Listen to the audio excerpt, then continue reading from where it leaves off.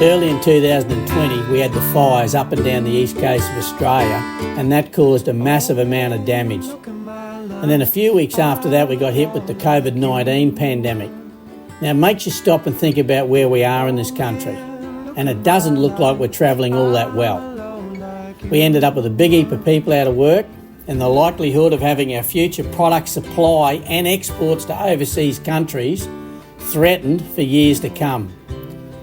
Now, you can see a lot of good things from what we did 50 to 60 years ago, but you can't see too many good things that are likely to come from where we are heading in the future. Now, this sawmill, and in particular the building you're looking at now, is 100 years old. That's about 20 years older than the Story Bridge in Brisbane. Now, have a look at the old girl. She's been producing top quality hardwood from a renewable resource for well over 100 years.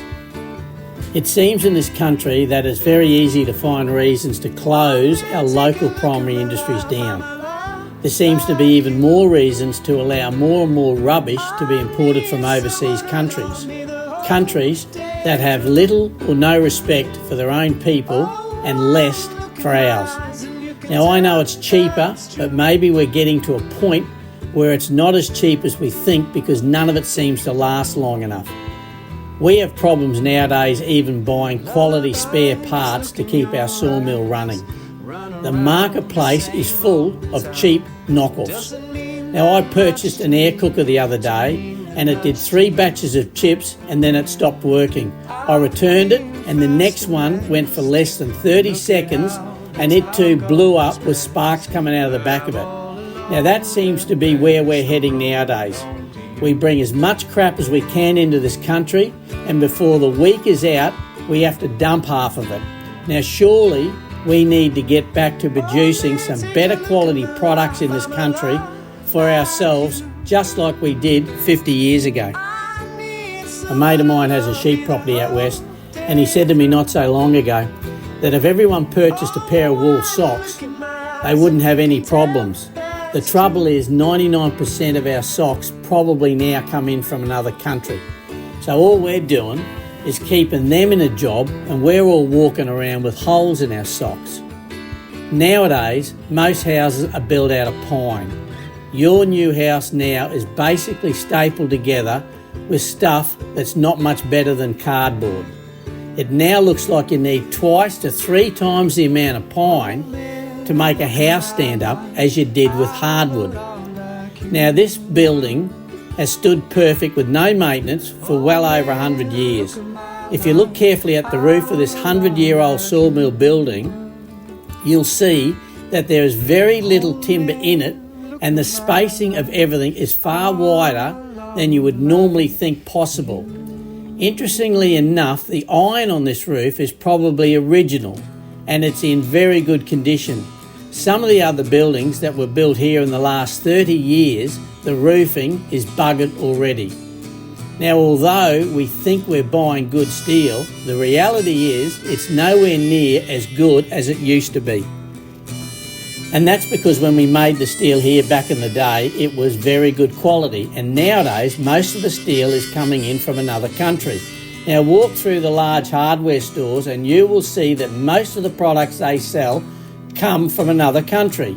Now, it's a real pity that the big local hardware stores don't support the locally produced product. People ask me how long will our southeast Queensland hardwood decking last, and I usually tell them that it is likely to last about 10 times longer than their new fridge. So it begs the question, have we advanced in our design and building practices, or have we just rolled over to accommodate more imported, inferior, lower grade and substandard building products? Everything we buy nowadays, except the hardwood from our sawmill, of course, is either lighter or there's less of it in the packet. Our hardwood now is bigger and better than it's ever been. Instead of the 50mm thick floor joists, ours are now milled at a full 60mm wide. Bigger, better and far stronger. Now, our locally grown southeast Queensland hardwood timber is as tough and as durable as you can get anywhere in the world. It really is the best of the best, and it needs to be because we're living in a very harsh climate. It's a great product to work with. It's all selectively harvested. There are no sprays or chemicals used to grow it, and it's completely natural, and it's grown here in our backyard. And best of all, it's completely safe to use. So you'll never have to worry about getting some rare and unexplained disease from using it. And check out those extra long log beams in the ceilings. Aren't they absolute pearlers? The building spans had to be made wide back in the day because the timber length we milled back then was up to about 9 metres long. So you needed the large building spans to get the timber through the production line. Nowadays, we mainly produce timber for decking, flooring and wall cladding, and hence the maximum length required is about 6 metres. A small sawmill like this one produced enough timber each and every day to build 2 houses. So if we were to calculate an average of 220 days per year times 100 years, that equals about 44,000 houses. Now back in the day, and not all that long ago either, all houses around here were built out of hardwood. You can see them when you drive through all the older suburbs and the country towns where nearly every house was built from locally grown hardwood. It's quite amazing that this same sawmill building that was built in the early 1920s still stands today, and some of the equipment in that building is probably 60 to 70 years old and is still working as good today as it was when it was installed. Testament to the good people back in the day who had the foresight and the ingenuity to build these production lines and equipment, which ultimately provided a massive amount of work for the local people. And most of those houses were built on timber stumps with solid hardwood timber floors. I can't help thinking that maybe we need to re-look at some of the good things we did 50 to 60 years ago. We have the capacity to grow more locally grown hardwood here in this country than we know what to do with.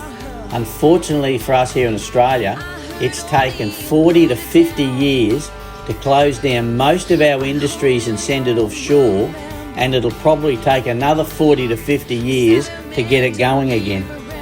Somehow, down in Victoria and New South Wales, late in 2019, early 2020, our experts in this country managed to burn and completely ruin enough hardwood that could have kept every small town hardwood sawmill in this country going for the next 15 years. Now, as a result, the local sawmills that were affected by the fires will probably close down, and the vacuum will be taken up by imported timber sourced from illegal logging operations that are rampant in other countries. Now, locking up the forests, closing down the industries, putting our own people out of work and importing all the timber can't really be a viable option for this country. If you want to keep those magnificent hardwood forests in this country alive and well, we need to at least consider promoting sustainable hardwood forest industries and getting more jobs back into our small towns. Then you'll have the best people and the best equipment on the ground managing their local hardwood forestry resource. And they'll be doing it all for the right reasons because they live and breathe the hardwood industry. Now, there's no doubt that the big non-Australian companies operating in this country that are exporting our resource have way too much to say on how our bush is being managed. Ideally, we need to promote the sustainable use of our hardwood forests, grow more hardwood, keep our locals employed, and more importantly, keep ourselves in homegrown hardwood timber that we now know will actually last a lifetime.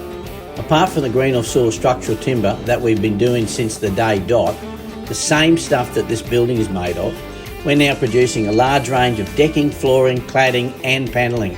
We have a great range of decking, and one standout in particular is our signature decking range, the 163 wide by 27 thick decking that's available in blackbutt, tallowood, grey ironbark, forest red gum and brush box. A lot of the techniques and the trade skills required to keep this place going are still unchanged. There's not a lot of shortcuts in milling hardwood. It's basically just hard work from start to finish. But at the end of the day, it's all made in Australia. Anyway, if you're chasing a good bit of hardwood, the same stuff that was being produced 100 years ago from a small local sawmill that's employed local people for 100 years, you know who to call.